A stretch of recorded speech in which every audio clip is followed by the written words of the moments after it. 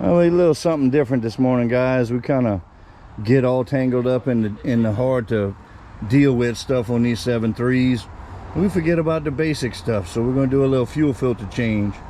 One of the things I like to do, and I recommend to y'all, is stabbing a little piece of fuel line on the metal drip line, and gives you a easy way to pee in the bucket without getting diesel everywhere.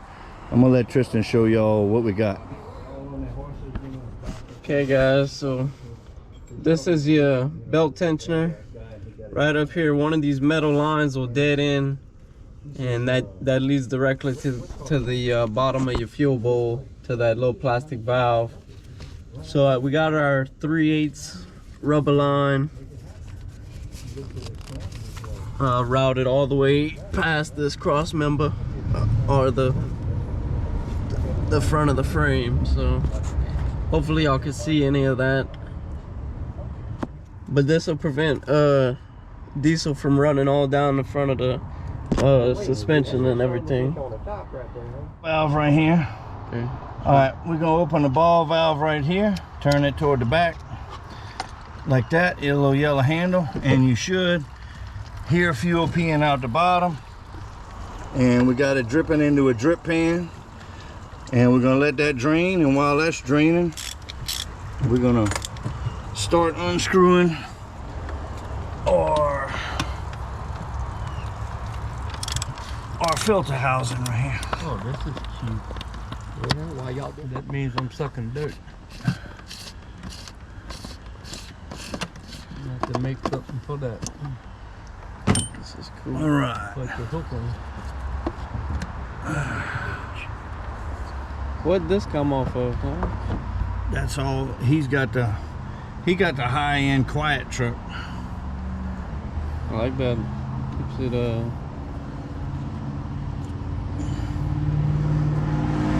I'm gonna need your digits. My fingers are too fat. Let's see if you can pull that. All right, so on this one we got the cap off, and the element is down in there.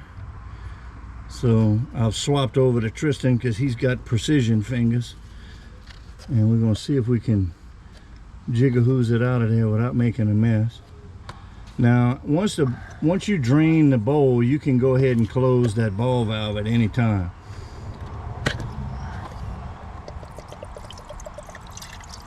And just let that drip, and it'll drip right down there and go right into your catch pan.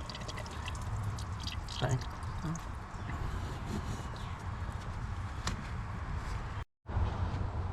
Alright guys, so we got the ball valve shut. We caught a little diesel. Tristan's lubricating that O-ring.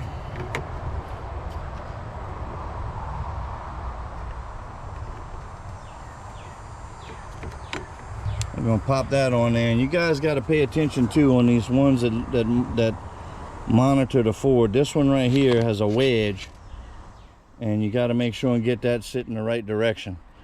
So we're gonna get all these O-rings oiled up and get them on there. So Bottom side, fat side to the bottom. flat to the bottom on Yep. the housing there, and then the point goes up towards the filter cap. Alright, just like we got right here. Point goes up toward the filter cap, and the flat side goes on the housing. And then all you're gonna do is take your filter right here, flip it over. It's gonna sit on that stem, and that stem is spring loaded. You've seen it in some of our other videos where it's designed to not let fuel pass if the filter's not in it. So it depresses that and opens that little check that's inside underneath that nipple.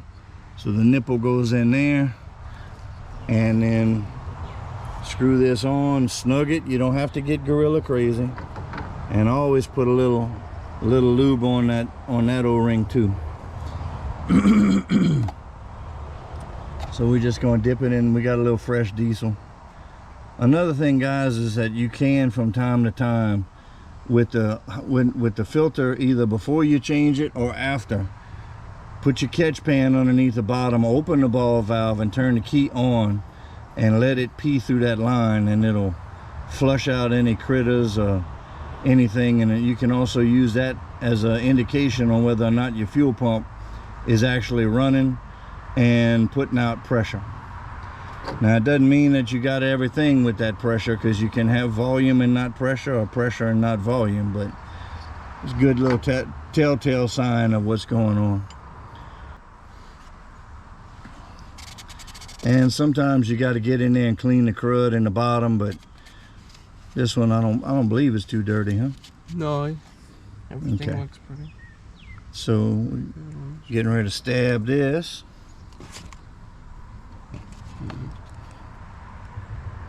You got the big O-ring that seals on the bottom.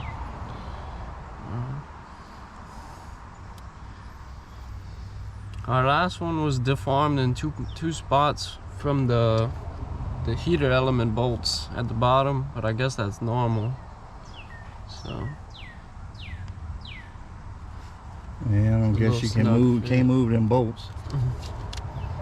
And you just snug that down good, and then the cap will seat it all the way down once it's on there. So you get your O-ring like we talked about, got it. flat side or wide side to the bottom and angle side to the top. Got a little diesel on it, and just take your time and screw it down. Pay attention and make sure you don't pinch anything.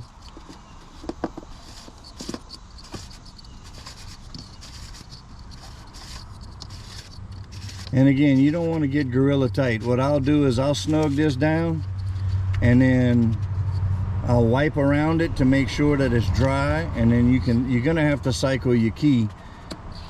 I usually do it 4 or 5 times. Your fuel pump will run 30 seconds and shut off each time. If you listen to it, you can hear it. If not, just cycle your key 30 seconds and then shut it off and cycle it again to the on position. Don't start the truck, and that'll burp this. But while that's going on, you can come up here and run your fingers around this cap. Make sure you don't have any wet spots. So once you get it snug, dry it, and then check it while you're cycling the key to burp it. And that's that. So Tristan's gonna go ahead and snug this one down. Another reason you don't want to get gorilla crazy is all of these caps, unless you get the fancy billet ones, are plastic. So you don't want to go and over tighten or strip anything. So just get a real good snug on it, and then we'll check it.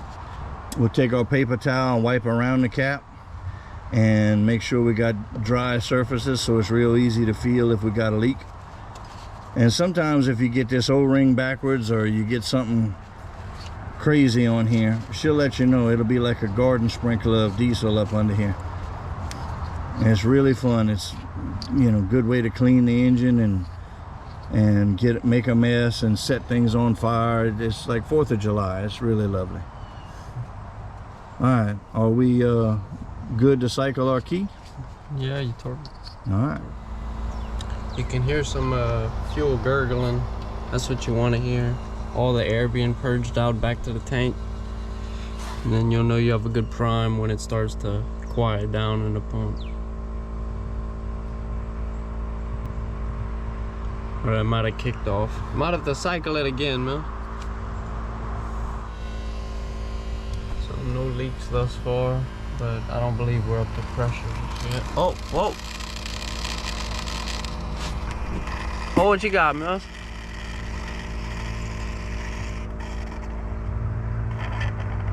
Okay, that's just the gurgling. Scared me now.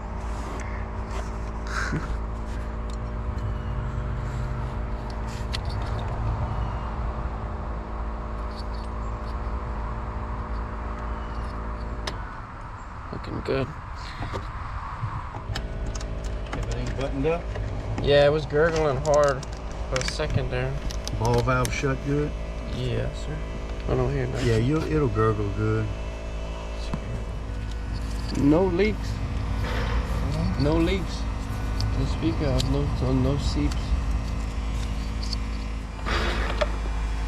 Okay, guys, an overlooked part of the whole system is this reservoir here. This is your power steering, and a lot of people don't know it actually takes ATF automatic transmission fluid, Mercon 5, and full synthetic. I've been told, but that's often a neglected part of the 7.3, and you'll know it when it starts making noise. Okay, guys, now that we got our top cap ratchet snug, we're checking for leaks by turning the key onto the on position and letting the fuel pump run for about 15-20 seconds, however long it will. It's gonna eventually fill up. It's gonna eventually displace all the air in this bowl and fill up your filter. And this housing here encloses a spring, which should give you around 55-60 pounds of fuel pressure via the spring holding back pressure. After the fuel bowl fills up, all the air will be purged out back to the tank, and then you'll know you'll be good and primed to start.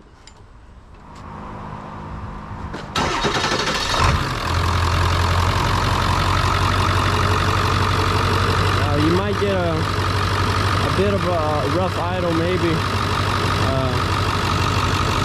but this one's doing pretty good.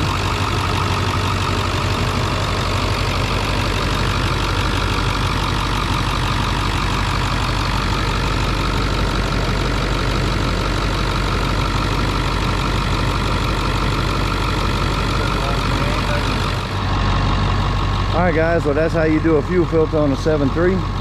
Y'all got any questions or comments, hit us up in the comments. Suggestions too, man, let us know what you're thinking. Other than that, we'll see y'all on the next one.